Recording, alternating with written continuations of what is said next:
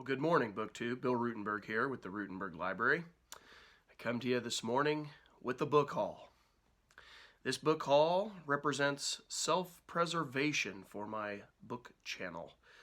The book wars that have been ongoing between the OGBG, it has scared my channel. We are worried about being dragged in. And so, in self-preservation, we have taken pop shots from the cornfields. So the cornfields of the Midwest are now involved in the ongoing book wars of the OGBG. I thought that my bald head made me an automatic member. And as Steve pointed out, I am a lot older than him. But since I have not been officially included in this, I decided to go ahead and take pop shots from the cornfields purely as a defensive maneuver, just to make sure, just in case I am included in this book war, that I am not shot down before it all gets started. So, with that being said, BookTube, I would like to show you a book haul. Yesterday, I took the day off of school, took a personal day, because my daughter, being the age that she is, being a senior in high school, is now going on the bittersweet route of looking at college. And so we took her on a college visit, and that lasted a good chunk of the day. But before we were able to come home, I made sure to stop at my used bookstore, Books Revisited. Absolutely love the store, and they always have a selection of books that's usually cycling through fairly, at a fairly good rate, and so there's always new stuff in there. So I wanted to show you some stuff from there, and then I also had a couple of books from our free lending, or our free book box downtown, the give one take one box, and I wanted to show you those because I found a couple neat ones there. So, BookTube, here we go. I hope you enjoy the pop shots from the cornfields here. So the first one that I found at the book box, we'll start with those because there was only two of those, but I found Ian Toll's Pacific Crucible, War at Sea in the Pacific, 1941 to 42, and this is kind of a chunky monkey, a hefty guy. I was pretty excited with this. That book box doesn't see a whole lot of nonfiction, so when I see them, I usually grab them. This one's from W.W. Norton & Company out of New York. It's from 2012, and let me read the back to you. So it says, it's the winner of the Northern California Book Award for Nonfiction. So on the first Sunday in December 1941, an armada of Japanese warplanes appeared suddenly over Pearl Harbor, Hawaii, and devastated the U.S. Pacific Fleet. 6 months later, in a sea fight north of the tiny atoll of Midway, 4 Japanese aircraft carriers were sent into the abyss, a blow that destroyed the offensive power of their fleet. The Pacific Crucible, through a dramatic narrative relying predominantly on primary sources and eyewitness accounts of heroism and sacrifice from both navies, tells the epic tale of these first searing months of the Pacific War, when the U.S. Navy shook off the worst defeat in American military history to seize the strategic initiative. So I was real excited. This goes really well with this week being the anniversary of Pearl Harbor, the 79th anniversary of Pearl Harbor, I believe. Is that right? 79? Well, anyway, it was the anniversary, I know that. So that just kind of goes right along with this week. I was pretty excited to see that. And now the next one was, I thought, pretty cool little piece. It's Soviet Art in Wartime, and this is kind of just a paperback. Now, it's not in excellent shape. It's got some, you can see it there, there's some fading going on, and there's some... you can tell it's been in a damp basement or something like that, but I'm going to read through it. I think it looks really neat. I don't know how long I will keep it, but I definitely want to take it for a read. This is, let's see, from Embassy of the Union of the Soviet Socialist Republics out of Washington, D.C., February of 1943. And so through this thing, it's just showcasing various art in the Soviet Union. I thought that was really cool, showcasing the art. I know that there's a lot of propaganda done with their art, and they limited what was produced, but I did think it was still a pretty cool historic piece, really. And so I picked that up. Like I said, I don't know. It's a little bit musty, so I don't know how long it's going to stay in my library. Just because my wife, it bothers her breathing and everything, and I don't want that to happen. So anyway, all right. So now these are the books that I found at Books Revisited, and I was pretty excited to find these. I thought they were pretty good finds. I was hoping maybe for some Civil War or some American Revolution. Didn't quite find that, but I found a couple of these will go right with that era of the Civil War. But this one does not. This is Born in Blood and Fire: A Concise History of Latin America by John Charles Chastain. And pretty excited about this because it's a pretty short history of Latin America, and I need to really brush up on this. This is from W.W. Norton and Company out of New York, and it is a 2011 book. But it says on the back, let me read this to you. Born in Blood and Fire spans 6 centuries and covers 20 countries in a concise, compelling narrative of the Latin American experience, animated by stories about men and women from all walks of life, and enriched by insightful analysis. Rather than a country-by-country history, Chastain takes a more integrative approach within the chronological outline. Chapters are broken down into recognizable periods from 1492 to the present.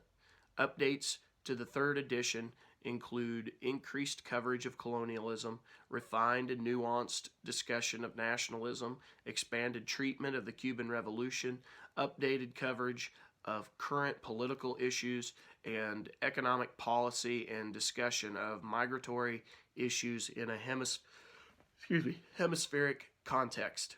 Also available by Chastain is a new companion reader, Born in Blood and Fire: Latin American Voices. So anyway, that looked like that was going to be a really good read. All of these ones that I got from Books Revisited, they are ex-library, so you get that sticker there with the barcode, and then of course the thing on the spine, but that's not going to bother me. It did get stamped a couple of times. I know that really bothers some people, but in my collection I can't afford to be picky, so I usually get the cheap stuff, so it kind of just comes with the territory. All right, so here's a couple books I was real excited to get. This one is African Voices of the Atlantic Slave Trade: Beyond the Silence and Shame by Anne Bailey. That sounded very interesting. I don't know if you can see that. Sorry about the glare. And read the inside cover to you on this one. So while growing up in Jamaica, Anne C. Bailey heard stories of her grandfather's intelligence and her great-grandfather's fiery temper, stories that resonated throughout her childhood. But when she decided to look further back, a wide and uncharted gap opened in her family's history. Knowing that her ancestors were probably slaves, yet without any coherent record of this heritage, Bailey found herself stranded in the prevailing silence. All that remained were fragments of stories and whispers of the past. For centuries, the story of the Atlantic slave trade had been filtered through the eyes and records of white Europeans. In this watershed book, historian Nancy Bailey focuses on memories of the trade from the African perspective. African chiefs and other elders in an area southeastern Ghana once famously called the Old Slave Coast, share stories that reveal that Africans were traders as well as victims of the trade. Bailey argues that, like the victims of trauma, many African societies now experience a fragmented view of their past that partially explains the blanket of silence and shame around the slave trade.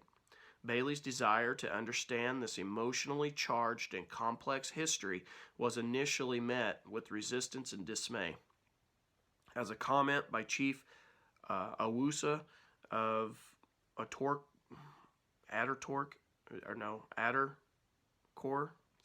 sorry, I know I just butchered that name, that reveals it's an awful story. It's an awful story. Why do you want to bring this up now? And so, let's see. Capturing stories of oral histories that were handed down through generations of storytellers, like an 1856 incident in which famous drummers and traders were kidnapped by Europeans and Americans. Bailey finds that, although Africans were not equal partners with Europeans, even their partial involvement in the slave trade had devastating consequences on their history and identity. Bailey breaks the deafening silence and explores the delicate and fragmented nature of historical memory in this unprecedented and revelatory book. So I was happy to add that. Gives another perspective on the slave trade. And so, when I'm teaching the kids at school, I definitely need to show all sides of the story. And so that's going to help me in that little endeavor. And let me show you this one before. Okay, so Stolen Childhood, Slave Youth in 19th Century America by Wilma King. And so I was real excited for this. Again, a library copy, got the barcode, but I can't be too choosy, or else I won't have any books in my collection. So this sounded really interesting, being a teacher of young people, and you think about just how traumatic things can be in people's lives, what's going on and how that affects, from my perspective, how it affects their education and how it affects their overall well-being. And so when I saw this book, I thought immediately of, my kids at school. I tried to relate that, how would a traumatic event like this affect the kids? And so this really sounds like something I'm going to thoroughly enjoy. Wilma King sheds light on a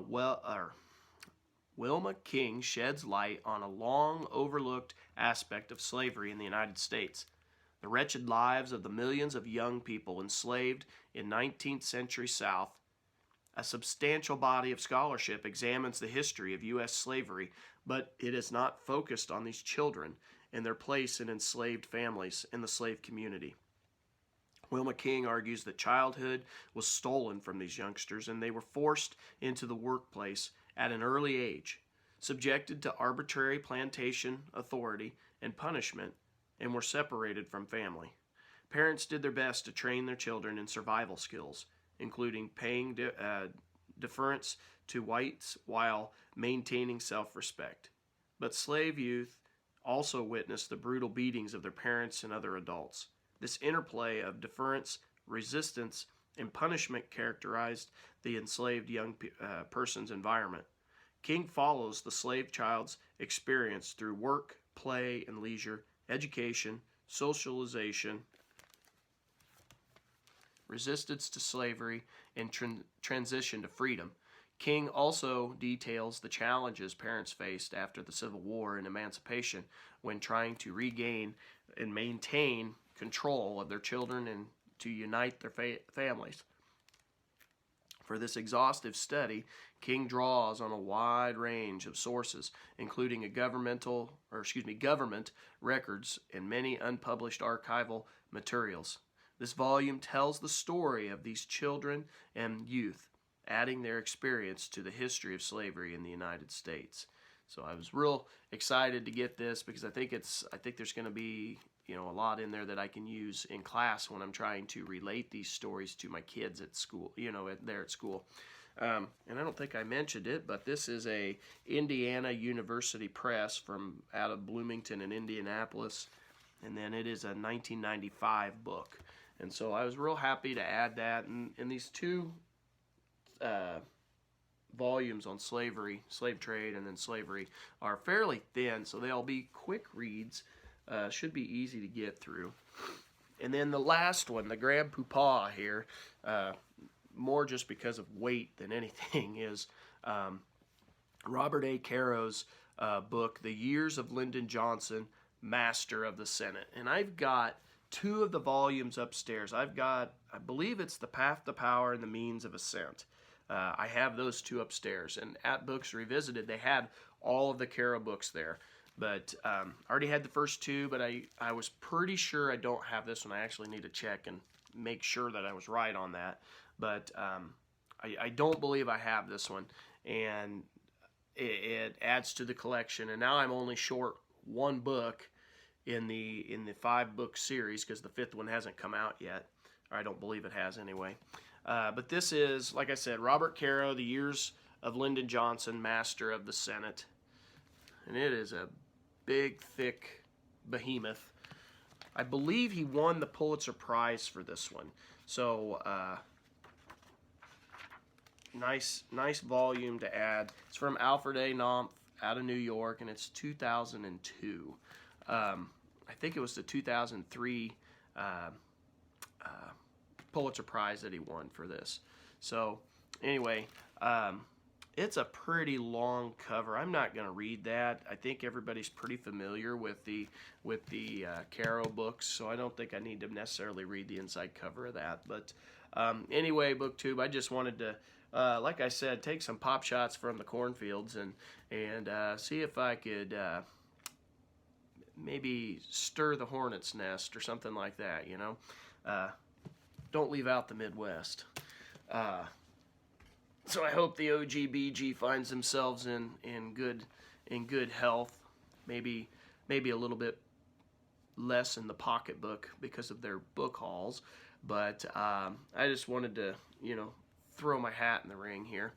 I hope everybody on BookTube's having a great day, great week. I hope everybody's finding time to read, and if it's safe, find time to get to a bookstore and buy some books. I always enjoy looking at everybody else's, book hauls. So there's my book haul for today. I hope you enjoyed. Tell me what you think about the books. If you've read these books before, give me comments down below. I'd love to converse with you. And thank you for watching this, and happy reading.